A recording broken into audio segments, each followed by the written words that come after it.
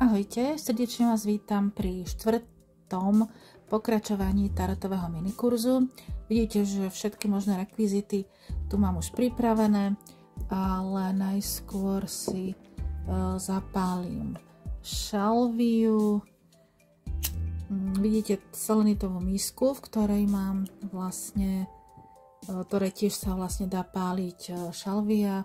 Je síce trošku ohorená, ale my hovoríme, že má patinu. Toto je vlastne šalviový zväzok, teda kúsok zo šalviového zväzku. On dymí takto 5-10 minút, pokiaľ je atmosféra v tom priestore veľmi zlá, tak sa on tak silne rozhorí. Podľa toho vy viete, že bude teda vysoký tlak, alebo máte v byte atmosféru alebo v priestore energiu, ktorú je treba, ktorá potrebovala očistiť. Dobre, táto časť sa bude venovať veľkým arkánám a ešte trošku rozdeleniu balíčka. Takže vlastne my keď si kúpite, teda myslím si, už máte balíček otvorený, vyčistený, každú kartu ste si proste takto prešli nad dymom alebo nad vonou tyčinkou. No a vidíte, že na karte sú nejaké nápisy, popisy. Toto je vlastne, je tu rímska číslica a anglicky.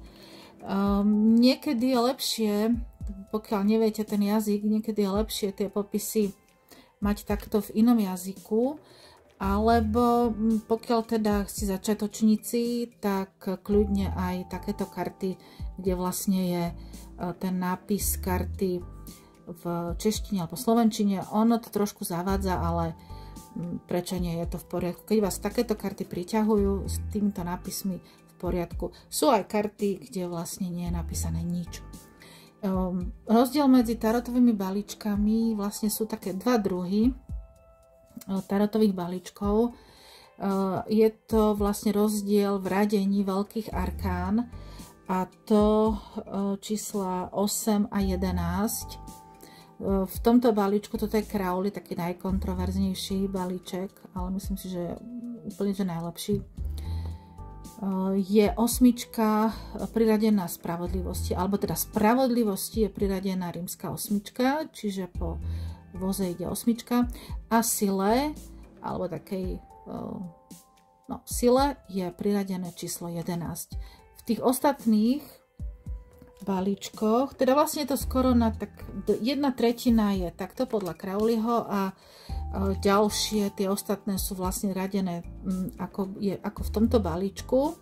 Je to vlastne Gregory Scott Tarot. Celkom dobre vychádza jeho výklady, takže skúsime si na ňom povedať veľké arkány. To znamená, že z balíčka si vyberte veľké arkány. To sú všetky karty, ktoré majú rímsku číslicu. Takže vidíte, tuto máme hviezdu a zároveň, keď si ich takto vyberiete, tak keď ich budete proste z toho balíčka vyberať, zároveň si aj hovorte názov karty a číslo, ktoré má priradené na hlas. Ano? Takže poviem si 17 hviezda, 14 rovnováha, niekde je táto karta ako aniel. Na hlas si to hovorte. 16 zbúraná väža alebo väža. 3 cisárovna. Je to vlastne časť pozemského páru. 4 cisár. 7 voz alebo víťazný voz. No takto ako vám to ja hovorím, tak si to hovorte aj vy. 10 koleso šťastia alebo kolo. 2 veľkňažka alebo vysoká kňažka. 15 je diabol. 18 mesiac. No a už teraz vlastne v tomto procese, keď si takto vyťahujete karty a pozeráte na ne a hovoríte si nejaké čísla, nejaké vety, už teraz by ste mali vo svojom vnútri počúvať nejakú odozvu. Hej, či sa vám, keď si pozriete na tú kartu, vidíte, že tuto je 11 spravodlivosť. A v tom balíčku Crowleyho je vlastne spravodlivosť 8. Hej, tak toto, môžeme si potom podebatovať niekedy na kurze, že prečo sa to stalo. Už teraz proste by ste mali vo vnútri seba pocítiť nejakú odozvu, že pri nejakej karte sa buď chcete zastaviť, alebo si lepšie pozeráte obraz, alebo proste je vám taká úplne, že čudná. Na to vlastne slúži váš tarotový denník, ktorý máte mať otvorený. Dáte si ho na danú kartu a zapíšete si, čo vlastne, aké pocity sa vo vás zobudili a prípadne pozorujete, čo sa deje vo vašej realite. Čiže takto si pekne prejdete všetky karty. Áno, svet 21. Aj 3-krát. Musíte sa ich naučiť proste naspamäť. No, tí ľudia, ktorí vlastne sú prirodzení ezoterici a empati, tak oni už teraz cítia pri týchto kartách, že im v podstate rozumejú. Áno, že by si ich vedeli aj...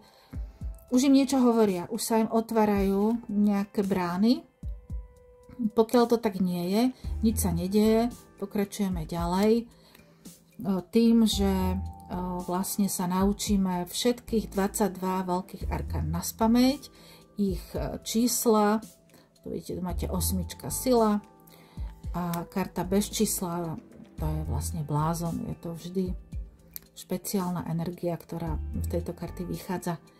Takže toto bude pre vás úlohou z tohto videa.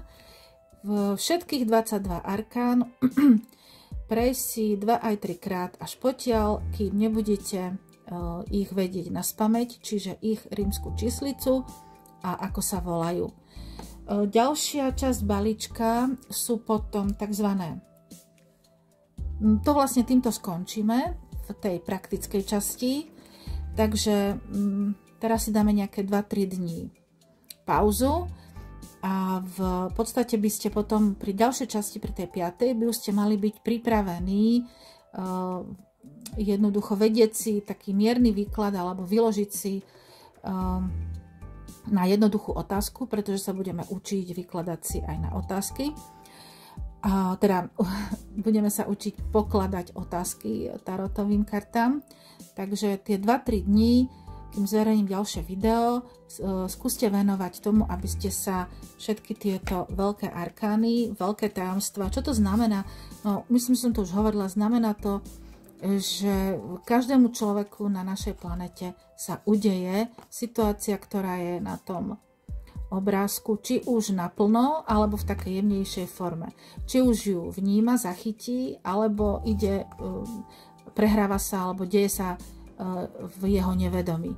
Pokiaľ vlastne sa naučíte, alebo pokiaľ budete vedieť pracovať s veľkými arkánami, tak tieto situácie budete vedieť predvídať, vyskúšate si intuíciu, zlepší sa intuícia a budete viacej rozumieť aj svojmu poslaniu na planéte a získate aj viacej odvahy, minimálne viacej odvahy, ale aj viacej pokoja, by som povedala, keďže budete mať určitú informáciu, ktorá je ale neprenosná, čiže musíte si ju sami zažiť. Takže toto máme veľké arkány, no a balíček sa okrem veľkých arkán, každý tarotový balíček sa skladá tzv. Tvorných kariet. Je to vlastne ako v nejakých žolikových kartách alebo takých hracích. Je tu páža, je tu rytier, je tu kráľovna a je tu kráľ. Hej, a toto ide v 4 živloch. Hovoríme ich živly alebo také symboly, čiže vždy sú to meče, ktoré symbolizujú živel vzduchu a myšlienky. Potom sú to mince, ktoré symbolizujú živel zem a teda peniaze, majetok, získavanie, prácu vôbec, uzemnenie. Potom sú tu žezlá, to znamená oheň, energia, sila, vodcovstvo, aj ego. A ešte sme nemali, čo sme nemali? Minc a poháre. Poháre. To je vlastne kde sú tu napríklad, hej, kráľovna pohárov, to je vlastne láska, emócie, city, vzťahy a podobne. Takže toto je vlastne ďalšia časť balíčka.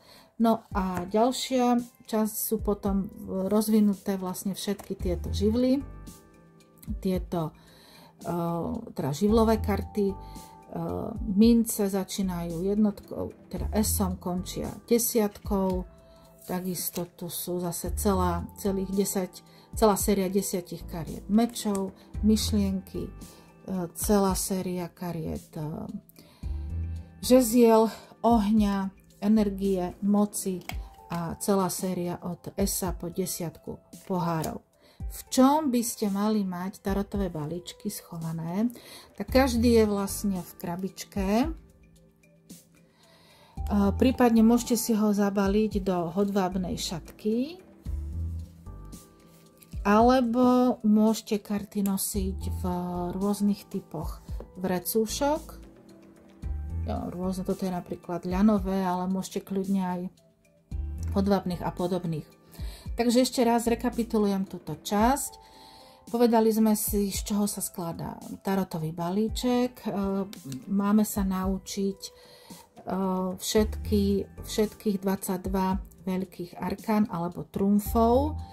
Kľudne inak, pokiaľ vás niektorá karta zaujme a začnete si ju o nej písať do vášho tarotového denníka, tak kľudne si k tomu môžete pridať aj informácie buď z internetu alebo z knižky.